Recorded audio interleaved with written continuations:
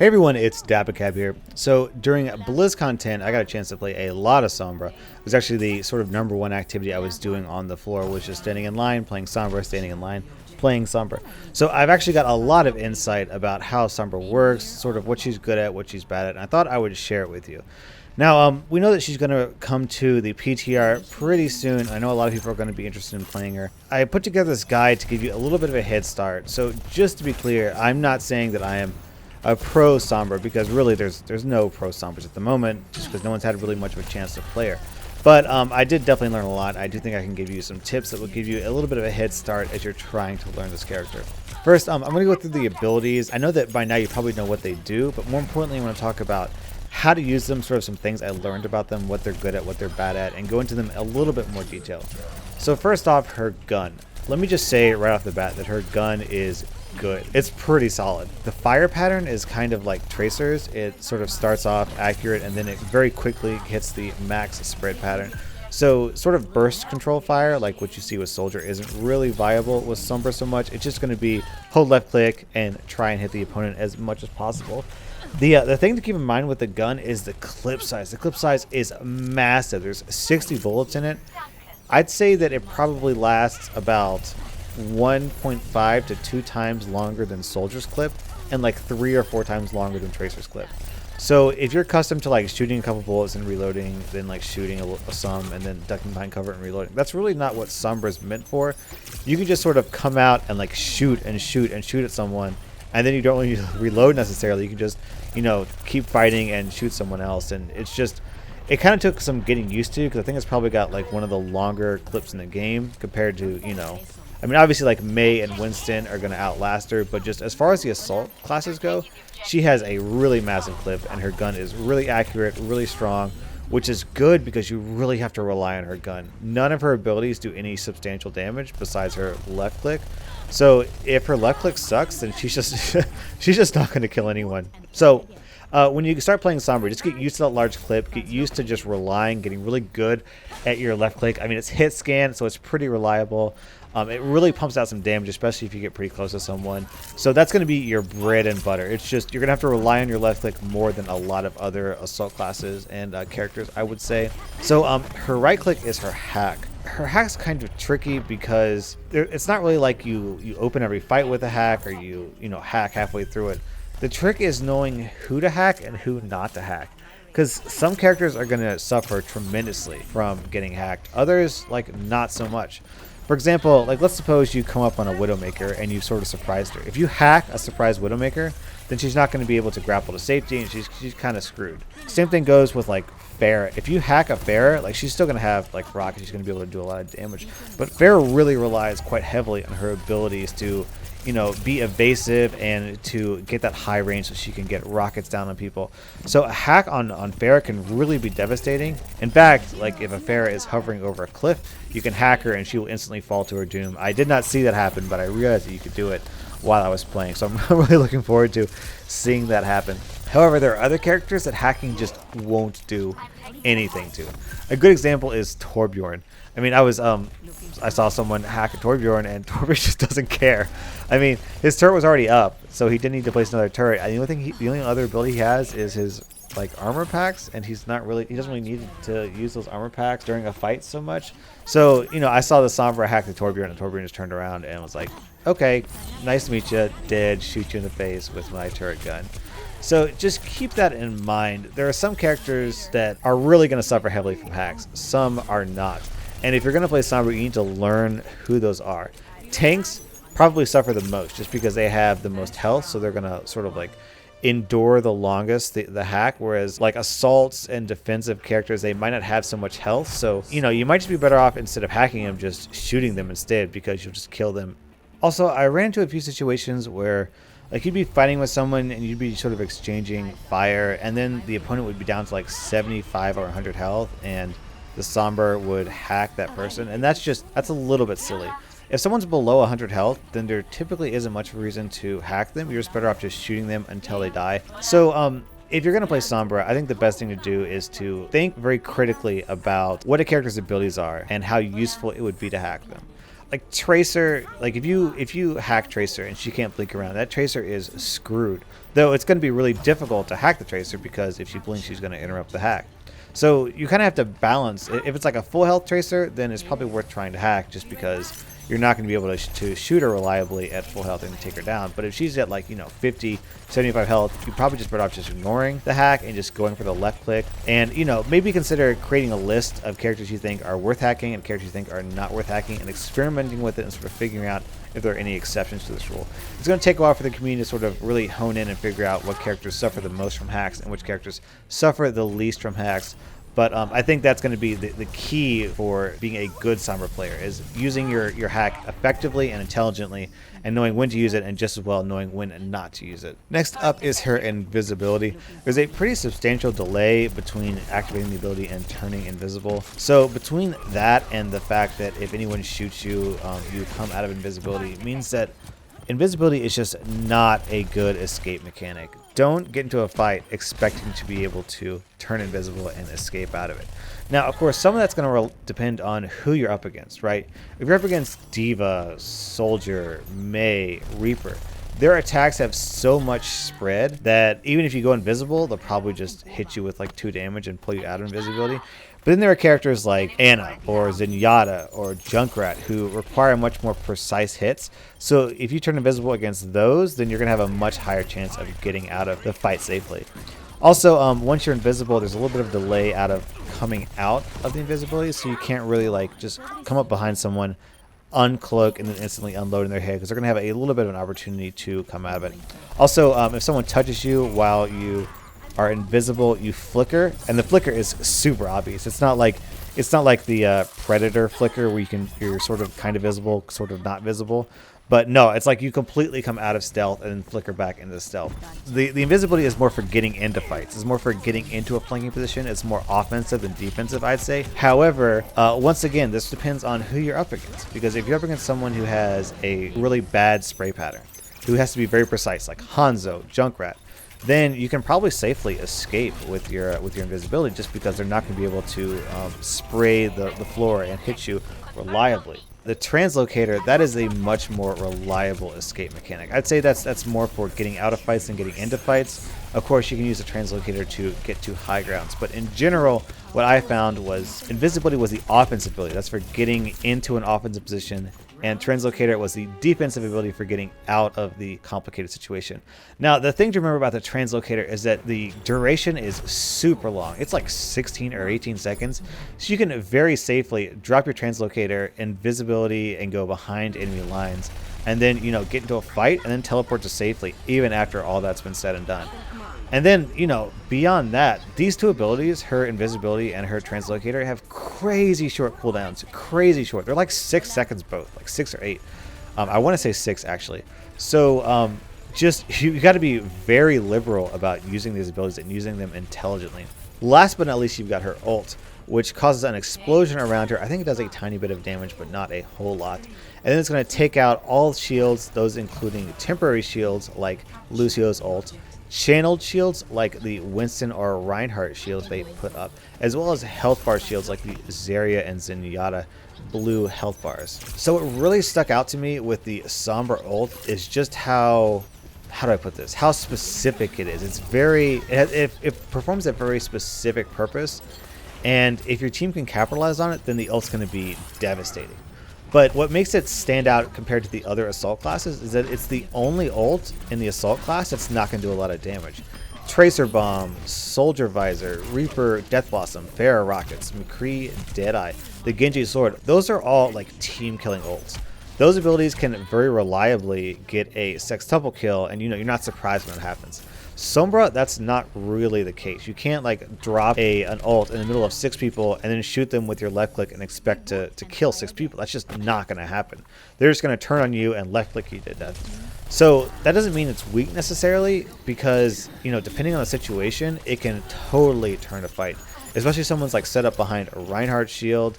If people have their ults ready, like if you drop your ult and then your team comes in and they start dropping their ults, and during those 6 seconds or whatever, the enemy team can't use any abilities. They can't dash to safety. They can't recall. They can't use their ult. You're going to wipe the floor. So it's definitely sort of enables sextuple kills, but it enables sextuple kills the same way that Zarya's ult does. You really kind of need other people to come in after you've ulted and finish the job.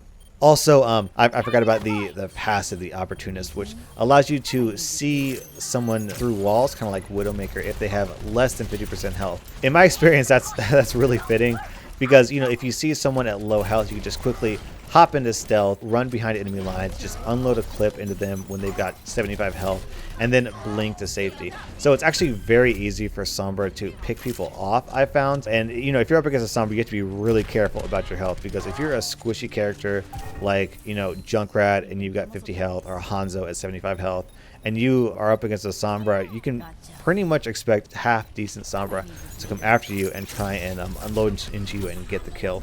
Alright, so let's talk about playstyle. Sombra is a flanking assassin. She has very high mobility, pretty decent damage, very disruptive. She wants to be behind enemy lines, attacking healers, harassing tanks, putting damage into assault, the same way that you would expect Genji or Tracer to do. However, she does it very differently. Tracer's approach is to be so fast and zipping all over the place that you can't really fight her reliably. Genji is so mobile. He can move quickly, horizontally, and vertically, so he can just sort of get anywhere he wants to get and attack from any angle. Sombra's thing is that she's sort of like a guerrilla fighter, sort of similar to Tracer. She gets in, she fights, she gets out when things get hairy. And in my experience, sort of the tried and true technique is to do the following. So at first, you use stealth to run behind enemy lines, get behind the enemy team. Once you're back there, you hack a health pack. That causes the health pack to spawn more quickly for you and to be unusable to the enemy. And then you just drop your translocator on top of it, and then you go harass people. So, you try and go for the Mercy, the Lucia, the Zenyatta's in the back line. If you happen to see, a Reinhardt with a shield up or a Zarya in the front line, you can go ahead and hack them. That will break the front line a little bit, allow your teams to come in and capitalize on their disrupted front line. And then, once people start turning on you, once people realize that you're back there and they put some damage into you, you just safely blink back to the health pack, pick up that health pack, and then just by then, your invisibility will be off cooldown again. So you can invisibility to your next health pack or back to the front line if need be, or just to another flanking position. Really, I actually found it very easy to stay alive as Sombra. I don't know if it's because I play a lot of Genji and I like flanking classes, but I kind of sort of had a knack for it. I had a couple of games actually where I just didn't get any deaths at all. I think the second time I played her, I went 13-0. I got gold medals in about half the games I played.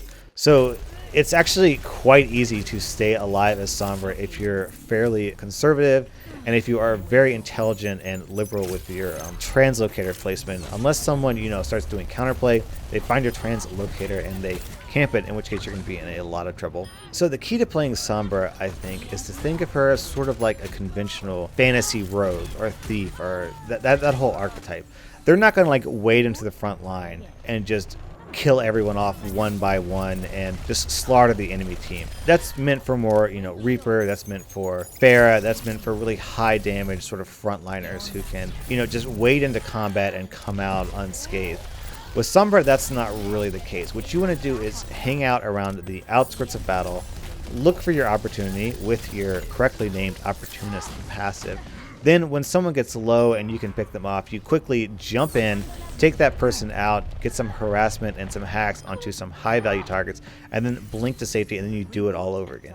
She's not going to be the one who wades in and just kills 6 people. She's going to kill one person and then another person, and then she waits a little bit and she kills another person, and then 30 seconds later she kills someone else. I mean, with a Reaper on your team, it's sort of like it's 6v6 and then it's 6v6 and then it's 6v6 and then bam, ult.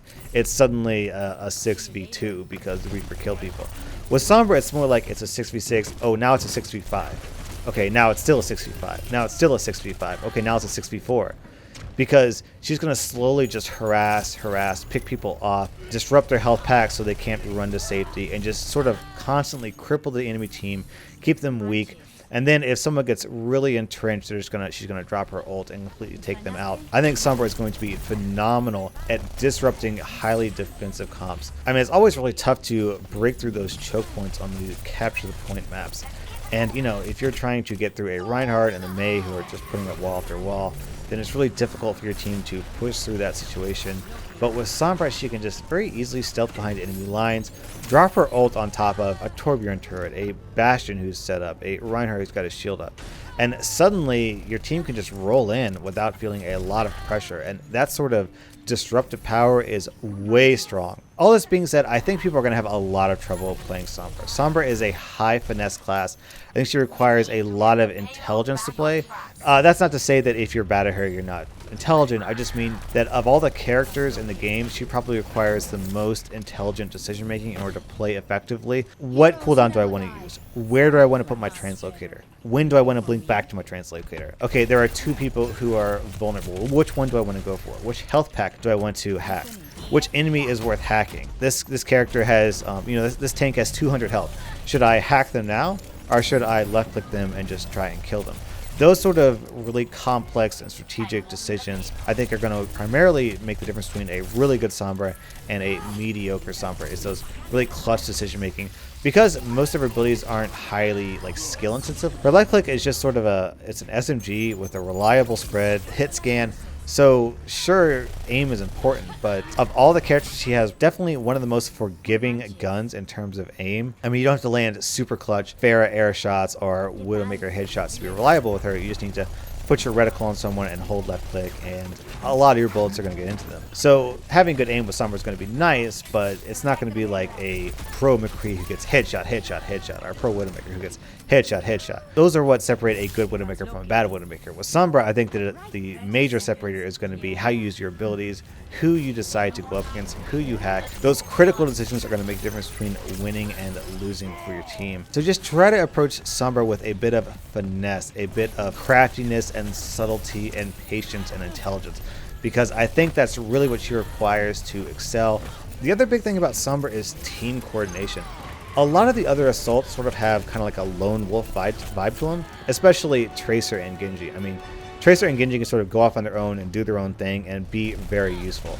Sombra, that's not really the case so much. You really need to coordinate with your team. Sure, she can separate from her team and go off behind enemy lines and do useful things and make big plays, but you're still going to need to coordinate with the 5 other players who are on the other side of the team, on the other side of the enemy team from you, in order to really make the most of your plays. Like if there's a Reinhardt and you get behind the Reinhardt and hack them, that's not going to be useful if your team isn't in a position where they can charge in on top of that Reinhardt who can't use a shield and take them out, right?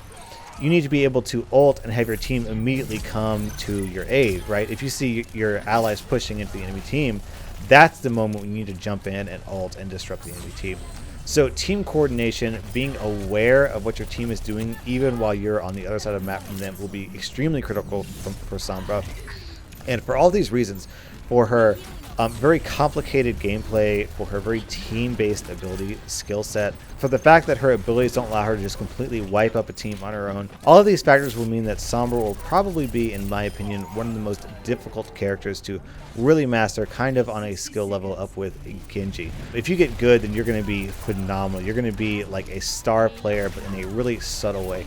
I was actually talking to my brother about this, and I feel kind of like Sombra is like a borderline support, kind of like Symmetra. Most people think that Symmetra belongs in defense with sort of some supporty aspects, and I think that's kind of the same thing with Sombra. She's an assault with some supporty aspects. Sure, she doesn't heal, but she still helps her team in an offensive way by helping them do their job better, by hacking them, by making it so that when your ally soldier pumps a bullet into someone, that enemy can't just go grab a health pack because it's been hacked, right? That allows the soldier to sprint in and kill off that person because, they didn't get the health pack they were really relying on to win the fight. So altogether, I think she's got a really cool kit. I think she's got some really cool flavor and lore as well. She's got sort of like a Spanish sass to her. She's got a little bit of a spicy flair that I sort of find appealing. Her look is gorgeous. Legendary skins are phenomenal. So I think she's going to be a really popular character, but I'm afraid that she might become a little bit like Hanzo and Genji, where people sort of main her and overuse her and aren't really super good at her, and then it's like, we have a Sombra on our team, just because it takes so much skill and hero knowledge to be really good at them, that I think a lot of people will see a Sombra and they'll be like, hey, can you switch to someone useful? That's sort of my prediction. However, if you do get a good Sombra, if you do get someone who knows their shit, then they're going to be like, is that a pro Genji? Is that a pro Sombra? Someone who is just completely devastating. One of the biggest playmakers. Those games where you're like, oh man, that Genji's kicking your ass. That Genji's so good. That Genji's destroying us. I think that if you have a really good Sombra, that's going to be really apparent. You'd be like, oh my god, this Sombra's destroying us. Oh, we can't do anything with the Sombra here. The Sombra, every time I turn the corner, every health pack I want to pick up is hacked. Our healers are constantly being harassed. Every time we try and kill her, she blinks away. She's just constantly hurting you, and she's never able to be killed because she's so slippery. I think that's kind of what Sombra's going to be, just a super high skill cap, super frustrating, and I think a lot of people are really going to struggle to excel with her based on her very complicated and subtle agility-based skill set. So let me know your thoughts. I'm really curious to know what the community thinks about Sombra. I've been so immersed in BlizzCon that I've been kind of out of the YouTube community for a couple days. I'd really like to know what you think about her. Are you excited to play her? Do you agree with my assessment? What do you think of my advice? So thank you for watching. I look forward to playing you in the future with Sombra. So thank you for watching. Dabacab out.